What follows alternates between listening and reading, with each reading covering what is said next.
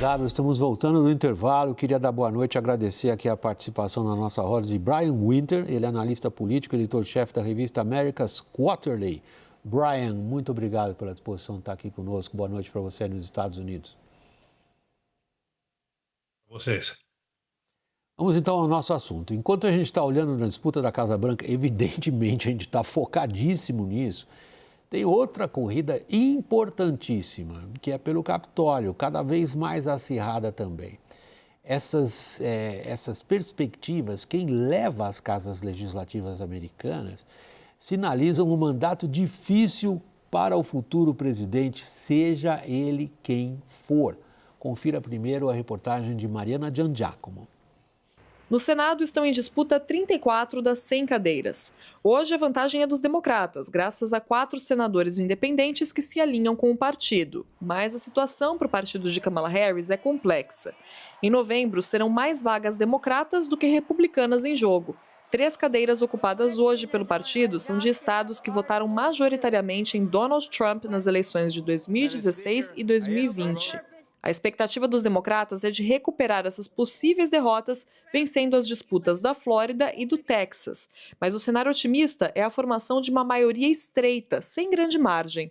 O controle do Congresso determina a direção que o país vai seguir em temas como saúde, educação e emprego. Além disso, os legisladores também decidem sobre assuntos de repercussão global, como orçamento de defesa, regulação de comércio e impostos e ajuda externa.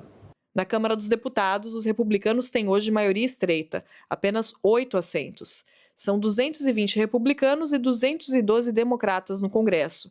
Para ter o controle da Câmara, são necessários 218 congressistas. Os republicanos asseguram a maioria caso vençam 11 das 26 cadeiras que hoje são classificadas como indecisas pelo Cook Political Research. Hoje, 14 representantes dos estados indefinidos são do partido de Donald Trump.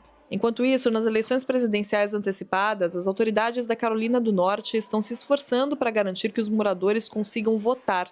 O furacão Helene fez o Conselho Eleitoral trocar alguns locais de votação e mudar a regra de identificação dos eleitores. As votações devem rodar o país nos próximos dias. 37 estados americanos contarão com 2 modalidades de votos, presencial e via correio. E apenas 3 não têm modalidades para votar antecipadamente. Brian, a gente está vendo como está disputado, é difícil da gente arriscar um prognóstico, quem ganha a eleição para a Casa Branca. Parece igualmente difícil estabelecer que cenário sai do lado legislativo. Pode-se assumir que, por exemplo, os republicanos levem as 2 casas ou nenhuma? O que você acha que se desenha? William, sinceramente, faltam dias para essa eleição e cada dia sabemos menos. Tem pesquisa, o que você quiser, mas agora é só votar, porque a situação é realmente confuso mesmo.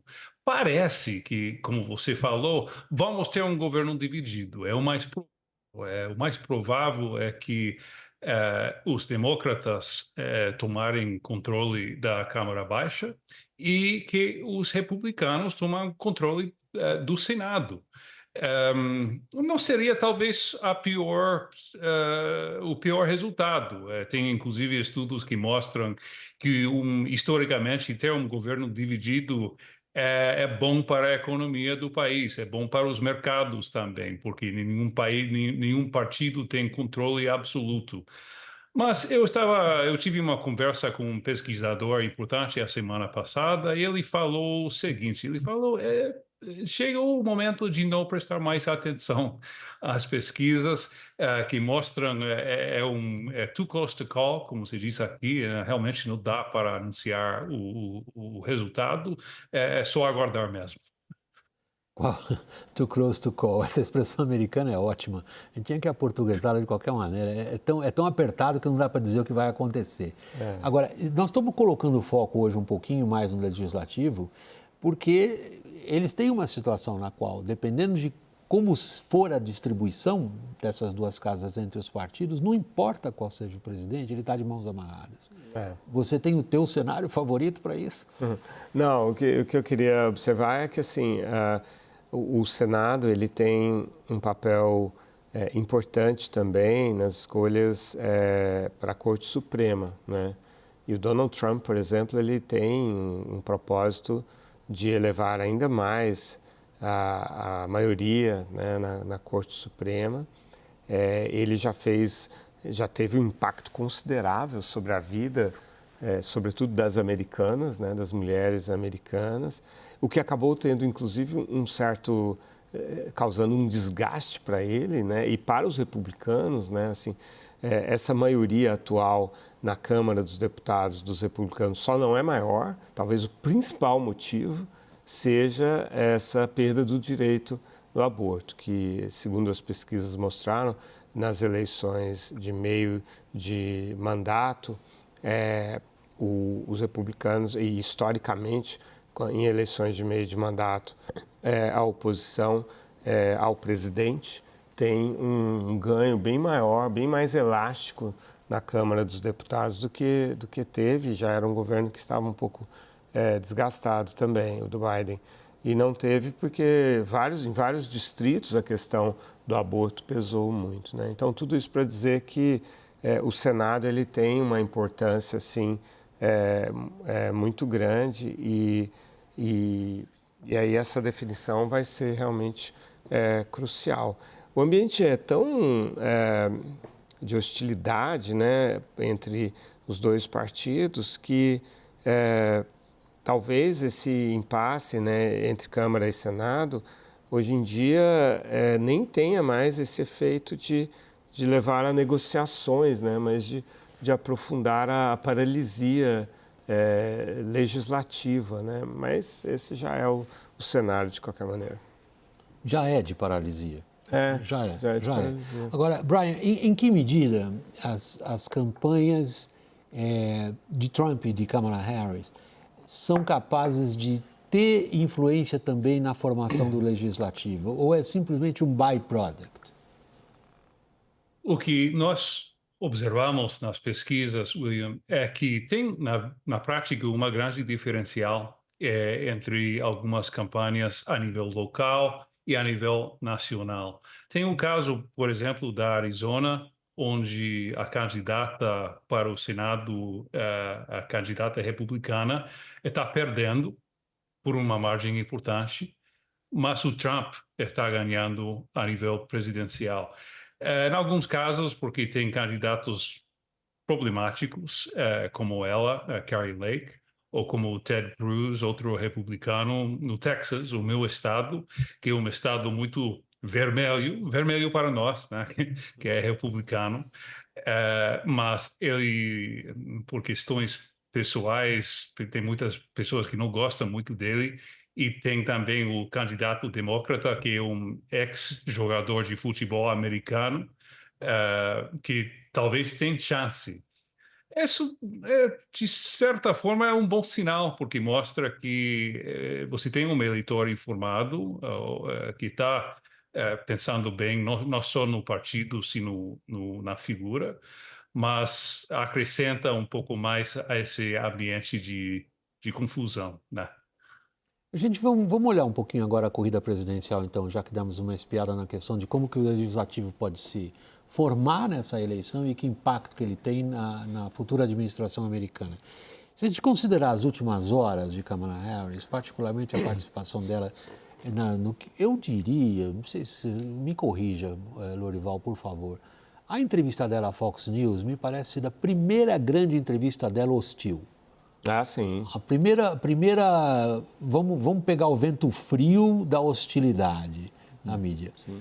Desde 2021, né? Para ela foi a prova de fogo. Que ela deu uma entrevista em 21 à NBC, em que ela não foi bem, e aí ela não deu mais entrevistas para televisão desde então, né? E aí, nas últimas semanas, ela deu muitas entrevistas, mas eram entrevistadores amigáveis, né?